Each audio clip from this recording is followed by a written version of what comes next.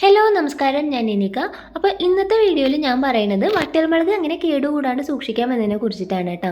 നമ്മളെല്ലാവരും വറ്റൽമുളക് വാങ്ങിക്കഴിഞ്ഞാൽ കുപ്പിയിലിട്ടാൽ വെച്ചാൽ പോലും വളരെ പെട്ടെന്ന് തന്നെ പൂത്തു പോകാറുണ്ടല്ലേ, പ്രത്യേകിച്ച് മഴക്കാലത്ത്. അപ്പോൾ അങ്ങനെ വരാണ്ടിരിക്കാൻ വേണ്ടിയിട്ട് ഞാൻ പറയണ പോലെ ഒന്ന് ചെയ്ത് നോക്കി നോക്ക് കേട്ടോ. അപ്പോൾ വേനൽക്കാലത്ത് നമ്മൾ വറ്റൽമുളക് വാങ്ങിക്കഴിഞ്ഞിട്ട് ഒരു 2-3 പ്രാവശ്യമൊക്കെ നന്നായിട്ട് കഴുകിയതിന് ശേഷം വെയിലത്ത് വെച്ചിട്ട് നന്നായിട്ടൊന്ന് ഉണക്കുക കേട്ടോ. അതിനുശേഷം വറ്റൽമുളകിൻ്റെ ഞെട്ടൊക്കെ ഒന്ന് പൊട്ടിച്ച് കളയുക. ഇപ്പോൾ ഇതാ വറ്റൽമുളക് നല്ല ക്ലീൻ ആക്കിയിട്ട് ഞാൻ ഞെട്ടൊക്കെ കളഞ്ഞ് നല്ല ക്ലീൻ ആക്കി വെച്ചിട്ടുണ്ട് കേട്ടോ. ഇനി നമുക്കൊരു ചീഞ്ചട്ടിയിലോട്ട് ചട്ടി ചൂടായതിന് ശേഷം മാത്രം വറ്റൽമുളക് ഇട്ട് കൊടുക്കുക കേട്ടോ. ലോ ഫ്ലെയിമിൽ ഇട്ടിട്ട് വേണം ചെയ്യാൻ.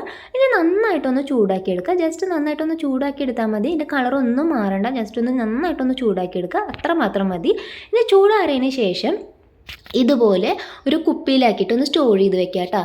ആവശ്യത്തിനുള്ളത് പുറത്ത് വയ്ക്കുക. കൂടുതലൊക്കെ ഉണ്ടെങ്കിൽ നമ്മൾ ഒരു ബോട്ടിലാക്കിയിട്ട് ഫ്രിഡ്ജിലൊന്ന് സ്റ്റോർ ചെയ്ത് വെച്ച് നോക്കുക.